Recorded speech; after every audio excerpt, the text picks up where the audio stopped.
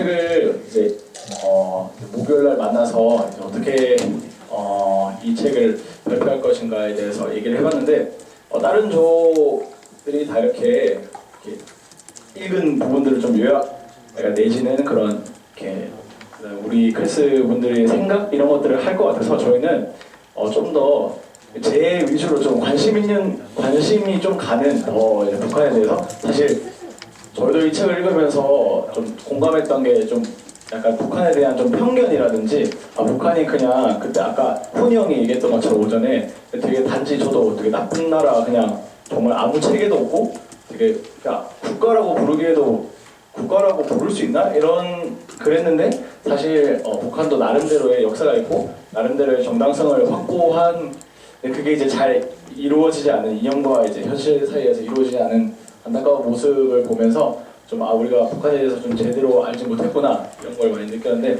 저희는 사실 뭐 경제나 북한의 문화, 종교, 사회, 경제 이런 부분에 대해서 정치 이런 부분에 대해서 좀 사진들을 좀 슬라이드식으로 영상으로 좀 만들어봤는데 그냥 가볍게 보시면 될 것 같고요. 사실 제가 이거를 좀 조사하면서 좀 각 분야에서 좀 제가 눈여겨봤던 저도 좀 잘 몰랐던 사실들 중에 약간 몇 가지만 소개해드리고 이제 그 사진을 좀 보면서 우리가 북한에 대해서 더 이 책도 읽고 또 발표를 통해서 더 관심 가지고 더 알게 되고 저희 기도가 더 구체적이어지겠다 이런 생각이 들었어요.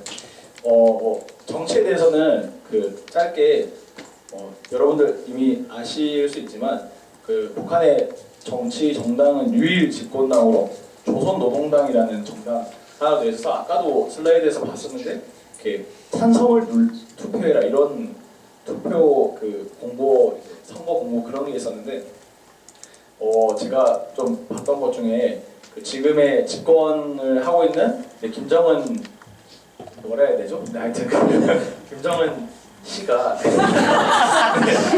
뭐라 해야 되죠? 네. 지난해만 해도 간부를 60명이나 수청을 하고 4년간 200명을 수청을 했다고 합니다. 그 이제 사이에서 뭐 되게 유명했던 뭐 리용호라든지 아니면 고모부였던 장성택 등 근데 수청을 했던 이유를 찾아보니까 대부분이 김정은 노선에 의견을 제시했다 이런 제목으로 그리고 굉장히 고통스러운 방법으로 죽였고 그리고 이제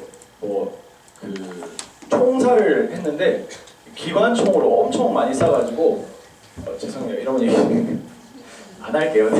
하여튼 굉장히 심한 그런 고문과 함께 이렇게 많은 간부들을 죽임으로써 굉장히 자기 할아버지와 아버지보다 더 심한 공포 정치를 하고 있다고 이렇게 되게 하고 그래서 지금 간부들은 자기도 언제 죽을지 모른다는 생각에 굉장히 떨면서 그렇게 자기 살 궁리만 이렇게 하고 있다는 그런 거를 제가 리서치를 통해서 알게 되었고 그다음 제가 좀 관심이 있었던 거는 북한에도 화폐가 있을 텐데 화폐가 어떻게 돼 있을까 이런 걸 좀 조사해봤는데 단위는 저희 우리나라랑 똑같이 원으로 돼 있고 그다음 우리나라보다 약 7배 정도 적은 그러니까 환율로 치면 7배 정도 화폐 가치가 적어서 북한 인민들도 자기 자국 통화 가치가 너무 작다 보니까 달러나 위안화로 바꿔서 이렇게 가지고 있다고 많이 해요. 그래서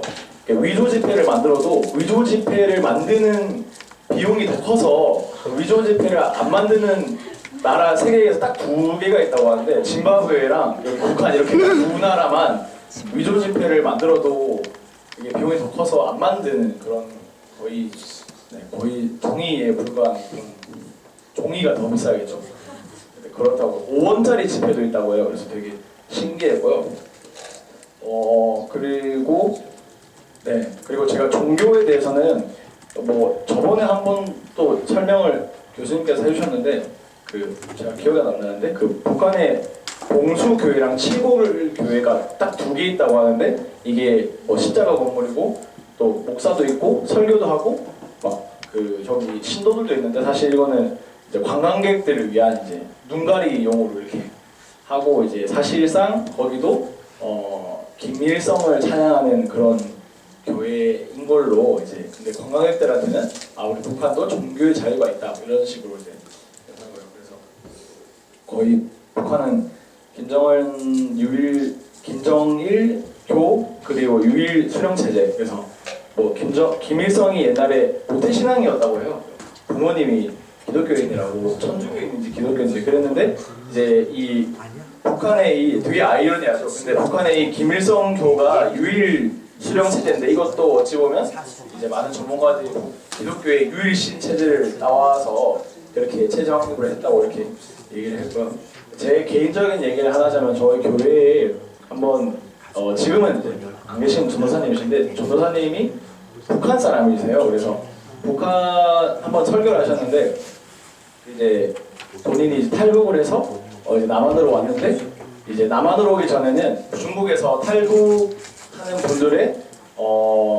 탈북하는 분들을 이제 남한으로 안전하게 올 수 있도록 돕고 브로커들 만나지 않도록 그리고 이제 복음을 전하는 걸 이제 많이 하고 있다고 했는데 많은 이제 북한 청년들이 이제 도망강을 건너서 왔다고 해요. 근데 그 중에 좀 본인도 되게 놀랬던 경우가 저 그 대목에서 굉장히 충격을 받았는데 정말 죽을 고비를 이렇게 그렇게 넘기면서 건너서 왔는데 복음을 듣고 다시 북한으로 돌아가는 청년들이 그렇게 많다고. 그리고 저희 나라 저희 또래보다 더 어린 20대 초반 이런 친구들이 다시 내가 가야겠다 이렇게 얘기를 하면서 그 전사에도 많이 이렇게 울었다고 해요. 그리고 이제 많이 들었던 거는 이제 북한 지하 교인들이 오히려 남한 교인들을 위해서 기도하고 있는데 북한 교인들도 사실 남한 교회들의 소식을 듣고 남한의 많은 대형 교회의 목사님들이 뭐 무너지고 또 이렇게 많이 세태화되고 세속화되는 걸 보면서 북한 교회가 더 남한 교회를 위해서 기도를 하고 있다는 소식에 저는 좀 많이 좀 부끄러웠어요. 내가 저 사람들을 천국에서 만나면 내가 저 사람들을 정말 볼 수 있을까 이런 생각이 들었고 그래서 그 북한 사람들은 우리는 걱정하지 말라. 우리 알아서 잘 신앙생활 잘 하고 있을 테니까 우리는 오히려 남한 교회가 걱정된다라는 얘기를 듣고 정말 우리가 정말 통일을 위해서 많은 것들을 준비해야 되지만 가장 중요한 것이 우리 신앙을 우리가 떳떳하게 그 사람들을 다시 봤을 때 정말 떳떳하게 볼 수 있어야겠구나. 내가 지금 그 사람들을 보면 내가 정말 그 사람들을 떳떳하게 볼 수 있을까 이런 생각이 들더라고요. 물론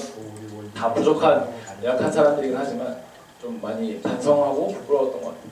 일단 여기까지고요. 창을 되게 그냥 짜집게 근데 우리 익진이가 소고해 준 건데 한번 보겠습니다.